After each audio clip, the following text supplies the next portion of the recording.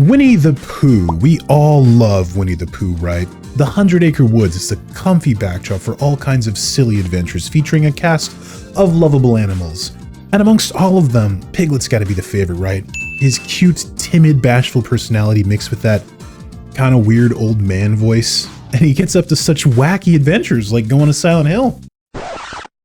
Wait, what? Yeah, so if you've been on the internet recently, you might have seen this game called Piglet's Big Game, loosely tied to the movie of the similar name, Piglet's Big Movie. Now, I don't know exactly why, if someone was going back for nostalgia or whatever, but someone discovered that the OST for this game is, well, it's pretty out of place. Let's listen to a track and keep in mind this is for a cutesy Winnie the Pooh game for babies.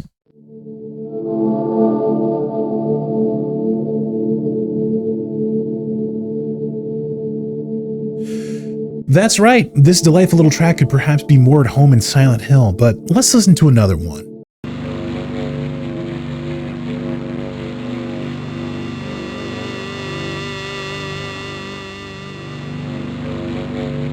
Enough for you? Okay, let's listen to one more.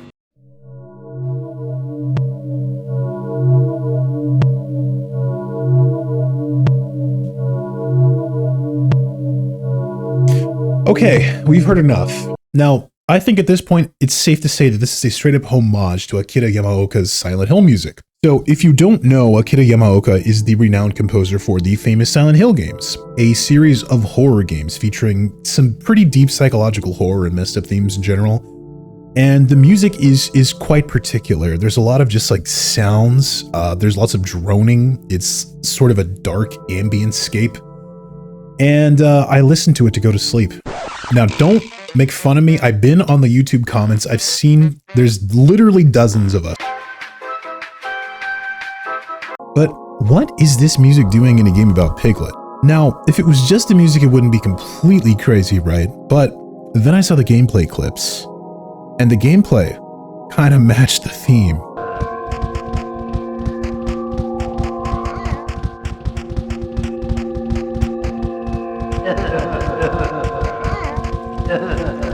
Now, at this point I was intrigued, but in the modern era, I'm not convinced. This could have just been a little project someone cooked up for fun. They could have doctored some footage. I don't trust anything, so I had to do some investigation. So I played the whole game. That's right, dear viewer. I played the whole game so you don't have to. Now, ultimately, I found this game is like 70% made for babies and 30% sort of out of place horror stuff. So if that's all you wanted to know, you can click off now. But I think what you're really here for is that 30%. So, without further ado, I'm your host, the Doom Prophet, and let's dive in to Piglet's Big Game. It's just Piglet's fat ass, bro. So, I know how important the mechanics and particulars of a 20-year-old Winnie the Pooh game are to you, so we're starting from the very beginning. Also, I'm using some stream clips here, so you know, I stream a lot. If you want to stop by someday, a little self-promo here. I stream on this channel. Okay, so we're getting there. Daddy 69 said Kanga is low-key a baddie. Why the Kanga love? Is Kanga low-key a baddie?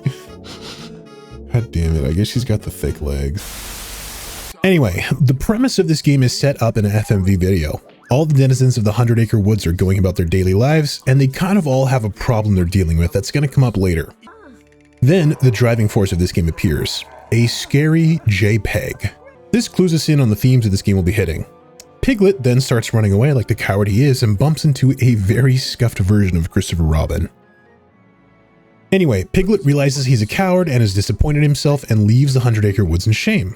Then, the game starts and dumps you out here. Something to mention that you probably don't care about, but I do. The menus here are fully interactable in 3D. Like to change the volume, I interact with a different frog here representing the volume slider. Now, for some reason I cannot fully grok, Piglet now has to become the hero in each of his friends' dream world by shooting into their thought bubbles with a telescope. So basically, you can call me Rasputin, cause we're doing a Psychonauts. Dream invasion is a surprisingly cerebral concept for this baby game. Anyway, I choose to go into Rouge's dream first since it's either him or Pooh. Rue's main problem is he's lost his ball, so it's kind of our mission to help him out with that. Now, I'm going to explain the main mechanics of this game and get it out of the way so we can get to the stuff you actually care about. The only thing Piglet can do is kick, and when you kick stuff in your environment, cookies come out. You have to collect these cookies in order to buy new scare tactics. What did these scare tactics do? Well, they're brave faces that Piglet puts on during combat. Combat in this game is initiated with the various enemies at a distance. Piglet will stomp the ground and draw a psychic line to the enemy. I think the distance of this line determines what move Piglet will do in battle, but once battle starts, a QuickTime event sequence will display on screen. And if you get it right enough times, the enemy gets scared, shrinks down into nothing, and turns into the alchemical basis for life. Now, besides that, Piglet just has an inventory on the other buttons. In my case, square, triangle, and circle since I'm playing on the PS2, but this game also came out on the GameCube and Game Boy Advance, I think, which would obviously be a very different game. With this inventory, Piglet can take items from location A and use them in location B. Very simple fetch quest stuff. And that's it. That's all Piglet can do. Besides that, as we'll see here in Rue's Dream, occasionally you play as Tigger or Pooh who have special abilities. Believe it or not, Tigger is the stealth character, as he cannot engage in combat, but he can jump. It is a pretty bizarre choice when of your playable characters, Tigger is the stealth and Piglet is the combat one. But since the theme of this game is Piglet learning not to be such a little bitch, I guess it makes sense. Now, the other character you play as is Pooh. His special ability is that he doesn't have one. He has nothing. He can't even kick like Piglet. He literally can just walk around. Okay, back to the matter at hand. Rue's world is really boring and nothing of interest happens here. So, let's check out Pooh's brain. It's basically just Candyland and he's having some dietary related issues, which of course Piglet will volunteer to help with because he's such a swell guy. It's in the second area here that we get our first strange encounter. There's this area that was wrecked by something with all kinds of damage. It's eerily empty and there's a semi-creepy drawing on the wall. And it's our first sighting of the super creepy foreboding music. To me, there's nothing here that's outright horror, but it has this weird liminal vibe, like something is really wrong behind the scenes. Of course, I think this feeling is mostly driven by the crazy soundtrack. Piglet walks around in this damaged, empty area while this droning track loops. His footsteps echo in the silence. Okay, so that area in Pooh's Dream wasn't necessarily horrific. It's definitely weird or eerie, but it sort of lives more in the uncanny valley for me than straight up horrific. Everything's really empty and creepy, and it is playing one of our tracks. But hey, remember how Winnie Pooh is in the public domain now? Now, I'm not going to pretend I understand how copyright law works, but because Winnie the Pooh is so old, basically he's kind of up for grabs. Anybody can try and take a shot at making a Winnie the Pooh property. And someone already has. There's actually 2 Winnie the Pooh horror movies. And by all reports, they're pretty terrible. But I always kind of assumed they were the first Winnie the Pooh horror property. But guess what? Piglet's Big Game came out in 2003. So, if this gets any scarier, then Winnie the Pooh's first horror outing was almost a full 20 years prior to these movies. Something to chew on, but let's keep on moving. So, we saw both Pooh and Rue's problems becoming the hero of their dreams. For some reason, this causes both Owl and Eeyore to fall asleep, opening up the next 2 dreams for our Dream Invader Piglet to explore. Something to note here if you're like me. The other animals all seem to do the dream invasion thing as well, since they act like themselves in the other dreams. It does not appear to be a situation where, if Tigger appears in Rue's dream, he's just a figment of Rue's mind acting like Rue perceives him, but rather it seems like Tigger is himself and he's just chilling in there. Which in turn seems to imply that the animals of the 100 Acre Woods are all psychic and are able to freely travel in a shared dream space. The exception of this seems to be Owl, who doesn't seem to be as sociable, only showing up a few times, and Gopher, who does hang out but doesn't have a dream of his own, and Kanga, who only seems to exist in Rue's dream. Now, the reason for Owl not hanging out with the other animals could be lore related, as when we enter his dream, we find out he has a tragic case of early onset dementia and can't remember anything, which of course we're here to help out with. Am I reading into this child's game too much? Almost certainly. But this is where the game takes a hard left turn. The previous 2 mines we visited were cutesy lands full of candy, or a cardboard arts and crafts version of the 100 Acre Woods. But Owl is trapped in a world of knowledge, and that takes a darker turn. Let's check it out. The hub for the dream is friendly enough. Darker skies, since you know, owls are nocturnal, but basically everywhere else has this super unfriendly and negative vibe. Piglet walks a hallway of gigantic books that dwarf him in size, and of course, one of our foreboding tracks plays.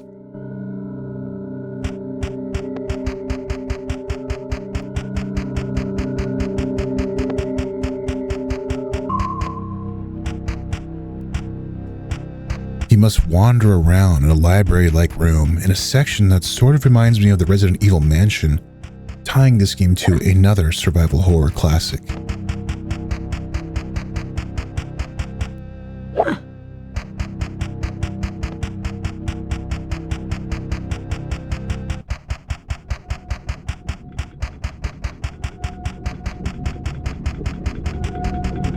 The intrepid pig wanders a labyrinth of bookshelves that float in space with a precarious connection to a deadly chessboard.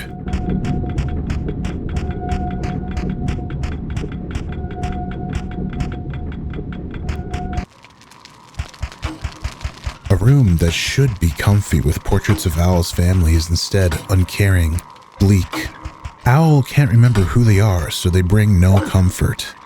The room is empty, and the clock a somber sound that tells us, Memento Mori. Remember death. Piglet must navigate hallways of science and equations that he does not understand. Overall, this dream just has a terrible, oppressive, negative aura. Now, keep in mind, the gameplay doesn't really change in these scarier areas. It's still just basically a fetch quest where we get some cookies on the side, and we do psychic battles with heffalumps and woozles. So, what do you think? Was this area too scary for babies? What were the devs thinking here? Well, whatever the case, it is a happy ending since we cure Owl. Now it's time to move on. Okay, so if you had to make an educated guess on whose mind would be the most damaged, whose psyche is going to be the scariest, the most horrifying to explore, who would it be? Now, I'm pretty sure you were thinking Eeyore, and that's pretty messed up. Way to kick a guy when he's down, but you were right. Eeyore's world has the scariest and most predominantly outright horror elements in it. So, the poor depressed donkey's got a bunch of interesting stuff kicking around in the head of his. So, let's check it out. Okay, well this is it. This is what you came for. Eeyore is a sad little fellow, and I guess that means his brain is just horror-themed. It opens up with the discount Halloween town, which is sort of like the mall goth version of Silent Hill. There definitely are some spooky visuals here that might have been over the line for children of a young age. Let's examine some of these.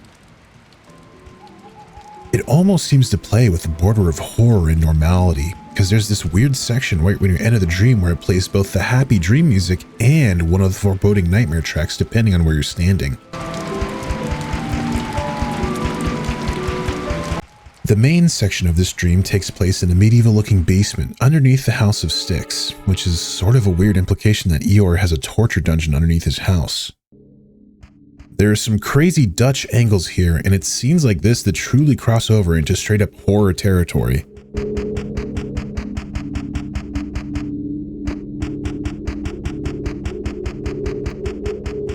The main issue Eeyore is having is that the colors have been stolen from his dream, which is no doubt some metaphor for depression. Piglet, of course, must get each of these three colors back by visiting various interconnected parts of the dream. There's a part with a puzzle where we have to shove around some statues into their corresponding nooks. And one thing I haven't mentioned yet is there's a narrator that helps Piglet with what to do next. Let's see what he says about this statue puzzle. On the wall, Piglet noticed a flag with the symbol of a fleur-de-lis. A fleur de what? One more time, please? Fleur-de-lis. Fleur-de-lis. Once you rotate this painting in another section, Piglet will walk straight through unprompted, leading to a horrifying music room with a truly chilling tune coming from this piano.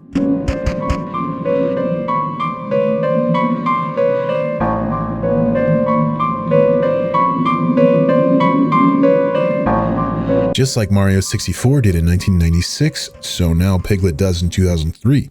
Every generation just has a piano scare, I guess.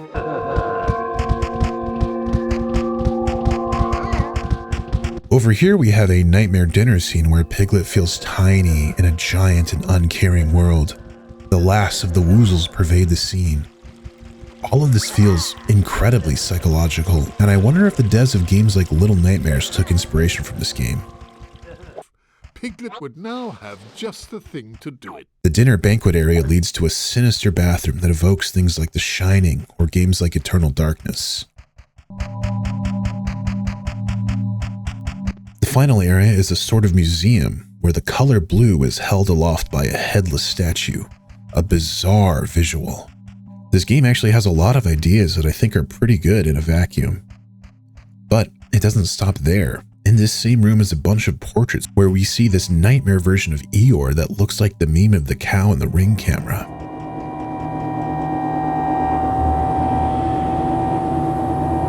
Then it culminates in this weird sequence where the candles get blown out.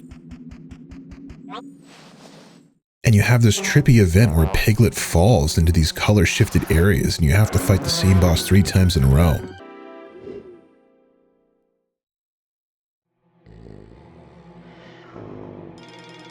To top it all off, you'll have another one of those doors impeding your progress. I forgot to mention it, but this guy, he'll just show up occasionally and you can't get through unless you have all the scare tactics up to that point. Which means grinding for cookies is absolutely necessary. Okay, so I think essentially what they're trying to do here is baby's first horror game. It's an interesting idea, right? It doesn't have any of the more extreme elements of like more grown-up horror games like violence or like deep psychological themes, but there are hints of that, right? The entire game takes place in the mind of animals, and it's almost entirely based on fear and overcoming that fear through bravery. But with that said, this game doesn't actually get any more extreme than this. Like, it is weird that these sequences are in the game, and the soundtrack is pretty intense, but it never crosses the line into psycho territory. There's no sequences where Piglet is getting spit roasted or Winnie the Pooh is honeyboarding someone. As interesting as it would be to have this mainstream game that's just sort of hiding in plain sight traumatizing children, it's really not that bad. The stuff that's in there is pretty quirky and definitely on the darker side, but it's not like this game had to be recalled and re-rated adults only by the ESRB. Okay, so finally now we're on to Rabbit and Tigger, and I'm not going to waste your time here. Nothing even the slightest bit Silent Hill or scary happens in these dreams.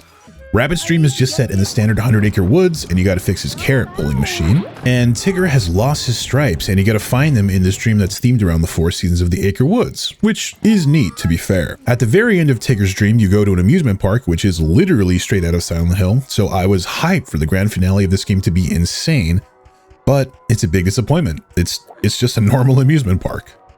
Wait a minute, this guy looks familiar. These textures are great because that's just Tony the Tiger. I don't think Disney owns Kellogg's, so I'm not sure what he's doing in there. But you know, Tony's really just like the better version of Tigger when you think about it. It's like the Chad dog versus the soy dog. Anyway, the very last area blocked by one more annoying door guy is a haunted house, and my body was ready for it to be super spooky. But Eeyore remains the king of scares, and it's another disappointment. After you solve Tigger's stripe problem, a final 7th world opens up that I'm pretty sure isn't a dream and is just set in reality. The scary JPEG from the beginning kidnaps all of Piglet's friends, and he has to solve a few more puzzles and rescue them all. Believe it or not, the enemies are kinda hard at this point, ramping up in difficulty during the entire game, and it culminates in Piglet becoming the big hero and defeating the JPEG in battle.